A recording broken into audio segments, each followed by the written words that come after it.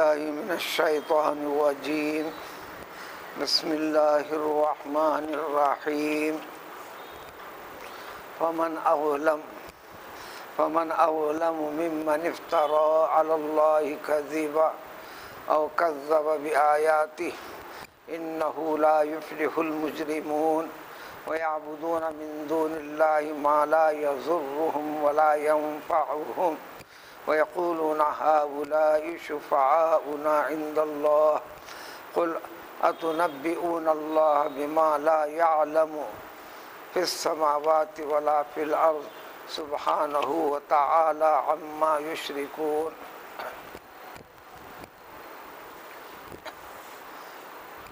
آج کی ان آیتوں کا ترجمہ، معنی، مطلب کل سابق میں گزری ہوئی آیتوں کے ترجمے اور معنی اور مطلب کے ساتھ جڑا ہوا ہے، جس کے اندر قرآن کا انکار کرنے والے،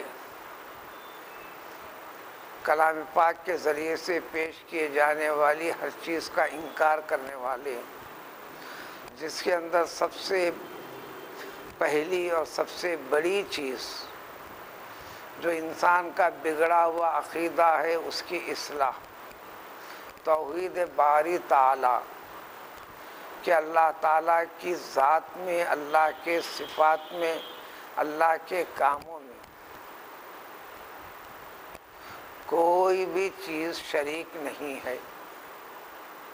ساری کائنات کے بنانے میں کسی کا دخل نہیں ہے، ساری مخلوقات کے پیدا کرنے میں کسی کا ہاتھ نہیں ہے، نہ کسی کا تعاون ہے، نہ کسی کا مشورہ ہے، سب کچھ اسی کا ہے۔ تو اسی طریقے سے وہ تمام کی تمام چیزیں اقرار کے بعد اس کے ماننے کے لیے جو چیزیں ضروری ہیں اس کی تفصیل اس کلام پاک کے ذریعے سے پیش ہے، جس کے لیے سب سے پہلے ماننا ہوگا اللہ کو ایک، اور یہ تعلیم دینے والے کو ماننا پڑے گا جو درمیان میں اللہ تعالیٰ نے منتخب فرمایا ہے پیغمبر محمد صلی اللہ علیہ وآلہ وسلم کو، کہ یہ اللہ تعالیٰ ہی کی طرف سے کلام پیش فرما رہے ہیں۔ کوئی بھی چیز ان میں ان کی رائے کا، ان کی عقل کا، ان کی فکر کا کوئی تعلق نہیں ہے۔ جو کچھ وہ فرماتے ہیں اللہ کے فرمانے کے بعد، جو کچھ وہ کہتے ہیں کہنے کا حکم اور تاکید اللہ تعالیٰ کرنے کے بعد آپ کی ذمہ داری صرف یہی تھی۔ انہوں نے کہا تھا بعض چیزیں جو ہمارے عقیدے کے خلاف ہیں، جو ہمارے بتوں کے خلاف پڑتی ہیں، جو ہمارے دین کو غلط قرار دیتے ہیں، جو ہماری زندگی کے طریقے کو غلط قرار دیتے ہیں، جو ہمارے دنیا کے طریقے کو چلاتے ہوئے ہم دنیا کی زندگی بناتے چل رہے ہیں، خوشحالی محسوس کرتے ہیں، ترقی محسوس کر رہے ہیں، اس طریقے نظام کو یہ کلام پاک ان چیزوں کو بدل رہا ہے۔ مثلا رشوت کو منع کرتا ہے، سود کو منع کرتا ہے، جوے کو منع کرتا ہے، فلاں چیزوں کو یہ قرار دیتا ہے۔ ان چیزوں کو اس سے حذف کر دو تو ہم تمہاری سن لیتے ہیں، یا نہیں تو درمیان میں جو تم ہیں محمد صلی اللہ علیہ وسلم آپ اپنی طرف سے بدل دیجیے۔ یہ مطالبہ قیامت تک آنے والے مسلمان سے بھی، اے مسلمانوں جب تم اس پر عقیدہ رکھتے ہو، اس کو صحیح مانتے ہو، اب دنیا کے طریقے میں مل جاؤ، ہمارے طریقے کی بھی تائید کرو، ان چیزوں کے اندر نرمی پیدا کرو۔ یہ ساری کی ساری باتیں بیہودہ ہیں۔ تو آج کی آیت میں ایسا کرنا، سب سے پہلی بات، گناہ بہت سے ہیں، انسان کی غلطیاں بہت ہوتی ہیں، چھوٹے ہیں اور بڑے ہیں، لیکن گناہوں میں سب سے بڑا گناہ کوئی بات کسی نے کہا نہیں، یہ کہہ دینا کہ اس نے کہا ہے۔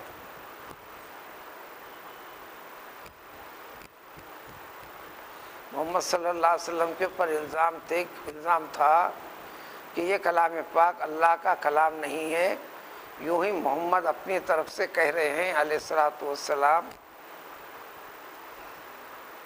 یہ گناہوں میں سب سے بڑے گناہ والی بات کر رہے ہیں کہ اللہ کے اس کلام کو ہوتے ہوئے، اللہ کی یہ بات ہوتے ہوئے، اللہ کا یہ حکم ہوتے ہوئے، اللہ کا بتایا ہوا یہ طریقہ جو بتایا گیا ہے، بتایا جا رہا ہے، یہ اللہ کا نہیں ہے کہنا،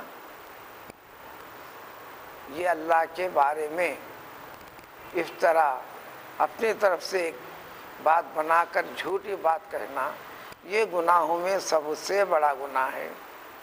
اسی طریقے سے اس کلام پاک کے ذریعے سے، بواسطے پیغمبر صلی اللہ علیہ وسلم کے ذریعے سے جو انسانوں کے لیے جو طریقے بتائے گئے ہیں، اس کو یہ غلط ہے، یہ جھوٹ ہے، یہ نہیں ہو سکتا کہہ دینا، یہ گناہوں میں سب سے بڑا گناہ ہے۔ جب بڑا گناہ ہے تو سب سے بڑا مجرم بھی ہے، سب سے بڑا گناہ گار ہے۔ اللہ تعالیٰ زندگی دیا ہے، باقی رکھا ہے تو فوراً توبہ کرے، اس عقیدے سے پلٹ جائے۔ اگر نہیں پلٹا، اسی طریقے زندگی میں رہ کر موت آئی اور چلے گیا، تو پھر اس دنیا میں پلٹ کر آنا نہیں ہے، تو یہ کبھی بھی فلاح نہیں پائے گا، کامیاب نہیں ہو سکے گا، یعنی اللہ کی رحمت کو نہیں پا سکے گا، نہ جنت حاصل کر سکے گا۔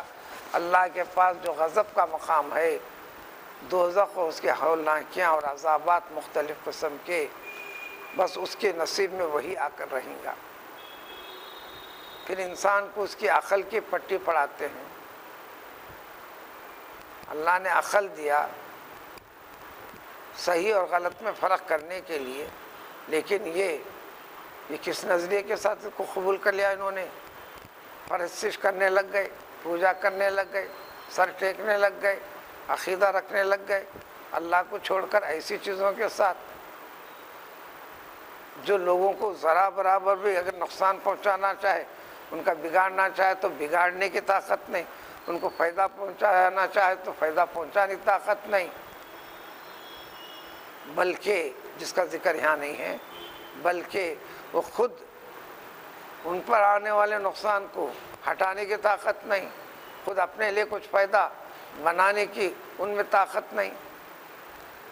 ان کو درجہ دے بیٹھ گئے تم اللہ کے کاموں کے جیسا، اللہ کے درجے کے جیسا۔ وَيَقُولُونَ، جب یہ چیز سمجھائے تو کہنے لگے ٹھیک ہے، ہم تو اللہ کو اللہ ہی کہتے ہیں، لیکن یہ سارے جو درمیان میں واسطے اختیار کیے ہیں، جس کو یہ بھگوانی نے پانی میں برساتا ہے، نہیں یہ کرتا ہے، نہیں کرتا، یا فلاں کے پاس جانے سے جو اولاد نہیں ہو رہی ہے، اللہ اولاد نہیں دے رہے ہیں، ان کے پاس گئے تو انہوں بول دیتے ہیں یہاں اولاد ہو جاتی، ان کے پاس جانے سے نوکری مل جاتی، ان کے پاس جانے سے مصیبت دور ہو جاتی۔ اللہ تعالیٰ ان کی سنتا ہے، اللہ تعالیٰ کے پاس سفارش کریں گے ہماری۔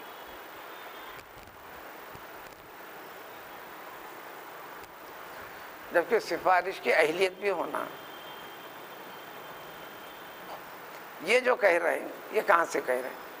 یہ جو سوچ لیا کہاں سے سوچ لیا؟ یہ کہہ کر کس کو سنانا چاہ رہے ہیں؟ اس کو جس نے تم کو پیدا کیا، اس کو جس نے تم کو مصیبت میں مبتلا کیا، اس کو جس نے تمہیں صحت عطا کی، اس کو جو تمہیں روٹی دے رہا ہے، اس کو جو تمہیں زندہ اور باقی رکھا ہے، اور جب تک چاہے باقی رکھے گا، جب مارنا چاہے مارے گا، اس کو بات سمجھا رہے ہیں۔ کیا یہ سمجھتے ہو، کیا تم بتانا چاہتے ہو اللہ تعالیٰ کو ایسی چیزیں جو آسمانوں میں، زمین میں، یعنی ساری کائنات میں جو چیز انہیں نہیں جانتا سو بتانا چاہ رہے ہیں؟ تو گویا تم نے اپنے رب کو پہچانا نہیں۔ وہ ہر چیز کو جانتا ہے، وہی کہتا ہے کہ اس کے سوا کوئی کار ساز نہیں، ہر چیز کا بنانے والا، پیدا کرنے والا، باقی رکھنے والا، اس میں رد و بدل پیدا کرنے والا، نشیب و فراز والی زندگی پیدا کرنے والی ذات صرف اور صرف وہی ہے جس نے ان کو پیدا کیا ہے، یہ کائنات بنایا ہے۔ تو پھر یہ کہاں سے نکال لیا تم نے کہ یہ ہماری سفارش کریں گے اور ہو جائیں گا؟ یہ کہاں سے عقیدہ بٹھا دیا؟ کیا آج تک کسی مقدس کتاب میں ایسا نازل ہوا؟ اگر کوئی چیز ہے تو اللہ کے بندوں میں ہر کوئی ایسا نہیں ہے. بعض بندے وہ ہیں کوئی خفیہ چیز بھی خفیہ نہیں رہ سکتی، ظاہر ہوتی. تو بتاؤ کوئی دلیل ہے تو.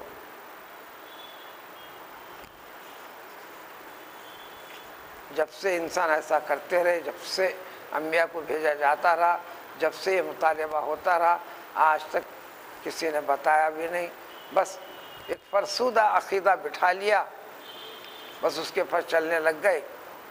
اس طرح شیطان کے بہکاوے میں آ گئے اور شیطان بہکانے میں انہیں کامیاب ہوتے چلا، شیطان کے سنتے چلے. حقیقت یہ ہے سبحانہ تمہارا رب، تم جو کہتے ہو، جو غلط عقیدہ بانٹ لیے ہو، سمجھ کر آگے چل رہے ہو اور اس کی نسبت اللہ سے کر رہے ہو، اللہ تعالیٰ ان ساری چیزوں سے پاک ہے. کسی کے سہارے کی ضرورت نہیں اس کو. اور جو کچھ شرک کر رہے ہیں اس سے اللہ تعالیٰ کا کچھ بھی لینا دینا نہیں ہے. جب حیش نہیں تو تمہاری سفارش کیسا کریں گے؟ جب وہ تمہاری سفارش کریں گے کیسے؟ اللہ تعالیٰ سنے گا کیسے ان کی؟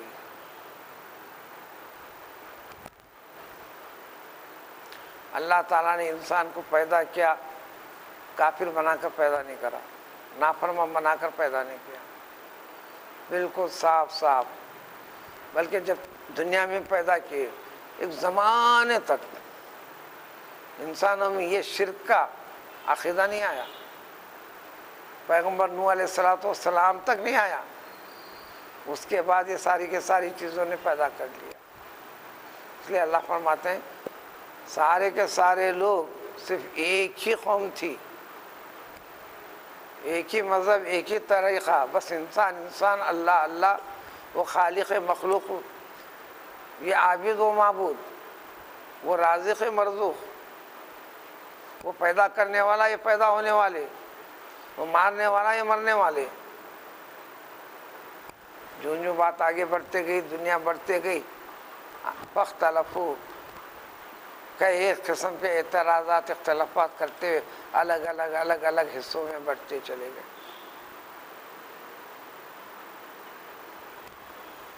منشا خداوندی کے خلاف میں جی رہے ہیں، جینا چاہتے ہیں.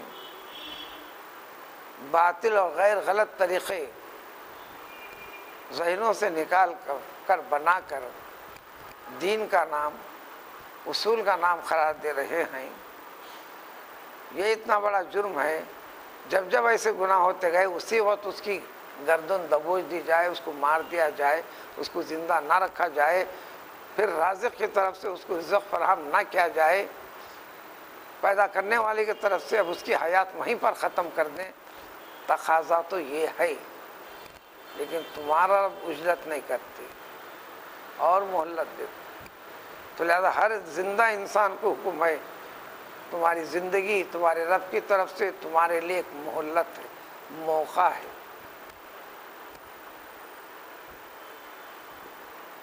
اس نے فیصلہ کر دیا جب تک تم کو زندہ رکھنے کا ہے، وہ وقت سے پہلے موت دیتے بھی نہیں. تو اسی کو ذکر کرتے ہیں وَلَوْلَا كَلِمَةٌ سَبَقَتْ مِن رَبِّكَ، تمہارے رب کی طرف سے پہلے ہی حساب کتاب ہو چکا ہے زندگیوں کا، رزق کا، تمہیں پیدا کرنے کا، تمہیں زندہ رکھنے کا، اور زندگی ہر فلاں انسان کو اتنی مدت تک کے دینے کا. تمہارے بد عملی کا تقاضا ہے کہ تمہاری زندگی کو آگے نہ بڑھایا جائے، لیکن تمہارے رب کا یہ فیصلہ نہیں ہوا ہوتا تو لَقُضِیَ بَیْنَهُمْ فِی مَا فِیہ یَخْتَلِفُونَ، ایسے اختلافات کر کر طریقے زندگی میں، انسانی طریقے میں جو مذہبی اعتبار سے ہے، عقیدے کے لحاظ سے، تو کبھی کا اللہ تعالیٰ فیصلہ کر کر ان کو موت دے دیتے. لیکن اللہ تعالیٰ ایسا نہیں کرتا اور نہیں کر رہے. اسی طرح ان کی گستاخانہ کلمات میں سے یہ کہتے ہیں کہ اللہ تعالیٰ کی طرف سے کوئی ایک اور نشانی ان کے اوپر نازل کیوں نہیں کرتے. یہ مطالبہ کرتے کہ ایسا کرو ایسا کرو. انسان میں خیال میں آنے والی چیز، نہ آنے والی چیز امکان میں ہونے والی چیز، نہ ہونے والی چیز، جس چیز کا بھی مطالبہ کرو وہ قادر مطلق ایسا قدیر ہے کہ اس کے لیے کوئی چیز دشوار نہیں، مشکل نہیں۔ لیکن تمہارا یہ سوال حق کو ماننے کے لیے نہیں، حق کے ساتھ چھیڑ خانی کرنے کے لیے، اس کی مذمت کرنے کے لیے۔ تو کہتے ہیں کہ کیوں نہیں ان کے پر کوئی نشانی رب کی طرف سے آتی، ان سے کہہ دینا۔ پھر دوسرے، پھر اگر ہم نافرمان ہیں، گناہ گار ہیں، اللہ کے عذاب سے ڈرا رہے ہیں، تو چلو ہمارا چیلنج ہے کہ عذاب نازل کر دو۔ خطاب کس سے؟ پیغمبر علیہ السلام سے۔ خطاب کس سے؟ پیغمبر علیہ السلام کے بعد بتائی ہوئی تعلیم و تربیت حاصل کرنے والوں سے، جو قرآن پڑھ کر اس کی وضاحت کرتے ہیں، ان سے اگر یہ ہو، اگر ہے، چلو۔ دنیا میں تم لوگ دبتے کیوں جا رہے ہیں؟ زور ہمارا کیوں بڑھتے جا رہا ہے؟ تم مغلوب کیوں ہوتے جا رہے ہیں؟ حکومت ہم کو کیوں ملتے چل رہی؟ ہم ستا رہے ہیں، ہم جلا رہے ہیں، ہم کاٹ رہے ہیں۔ تو مجرم نہیں ہے، مجرم کا الزام دے کر، جھوٹے مقدم پھانس کر ہم تم کو سولی بھی دے رہے ہیں۔ اگر تم حق پر ہیں، رب تمہاری سنتا ہے، چلو کہہ کر عذاب دلوا دو۔ ایسوں کے ذہن کی صفائی کر دیجئے، بتا دیجئے انما الغیب للہ، کب کس کے ساتھ کیا کرنا ہے، یہ ہونے والی چیز غیب کی ہے۔ وہ وقت، وہ طریقہ کار، وہ بنانے والے کچھ معلوم ہے، ہمارا دخل نہیں۔ اس وقت پیغمبر السلام فرما دیجئے میرا شخصی طور پر اس میں کوئی تعلق نہیں، اس کا مالک، اختیار رکھنے والی ذات اللہ تعالیٰ کی ہے۔ لیکن اگر تم پلٹو گے نہیں، توبہ نہیں کرو گے، تو جو چیز ہونے والی ہے، میں جو بتا رہا ہوں اس کے بتانے پر، جو کہہ رہا ہوں ان کے حکم کے اوپر، وہ تو ہونے والا ہے۔ کرو انتظار، جب کرے گا اللہ تعالیٰ۔ دو شکلیں ہیں، جب آمنا سامنا ہوگا ایمان والوں کا غیر ایمان والوں سے، اللہ کی مدد ہوگی، کر کے بتائے جو غزوات ہوئے جس میں وعدہ ہے، وہ ایمان والی کیفیت پیدا کر لے اے مسلمان۔ قیامت تک بھی اللہ تعالیٰ کی عادت ایسی کرتے جائیں گے۔ دوسری شکل، موت تو کبھی بھی فوراً آنے والی ہے، موت کا دن خود اس دن آنکھیں کھل جائیں گی، بات سامنے آ جائے گی اس کے لیے۔ پھر جب دنیا ختم کریں گے اللہ تعالیٰ، قیامت قائم کریں گے، تو جب پتہ چل جائے گا۔ لہذا انتظار کرو تم تمام کے تمام، ہم بھی انتظار کرتے ہیں۔ اس وقت حضور سے فرما دیتے، آپ فرما دیجئے میں بھی تمہارا انتظار کرتا رہوں گا، تم بھی انتظار کرو۔ یعنی عقیدے آخرت کو بار بار پختہ کیا گیا، اس عقیدے کو پختہ کرنا ہے۔ اس میں کمی اور ڈھیل آ جائے تو عمل میں کمزوری اور ڈھیل ہو جاتی ہے۔ یہ مسلمانوں سے مطالبہ ہے، غیر مسلمانوں سے بھی آخرت کی فکر کرو۔ یہ زندگی کیسے بھی گزرے گی، جیسا گزرنا ہے گزرے گی، جیسا گزارنا ہے گزرے گی، لیکن موت پکی بات ہے، اس کا اٹھایا جانا پکی بات ہے۔ جو ہمیشہ کے لیے رہنا ہے تو اس وقت کیا کرو گے؟ یہ رب العزت کی مہربانی ہے، جو وہ غیب والی چیزیں اس دنیا میں بتلا دی گئی ہیں، پھر بعد میں افسوس کرنا پڑے گا۔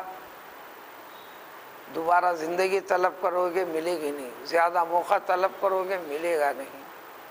جو کچھ کرنا ہے یہاں کر لینا ہے، اس کے باوجود بھی اس پر رہو گے تو جو فیصلہ اللہ تعالیٰ کا ہے وہ ہو کر رہے گا۔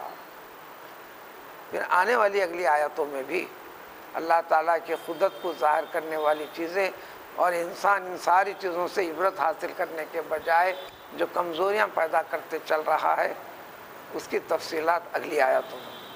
سبحان اللہ۔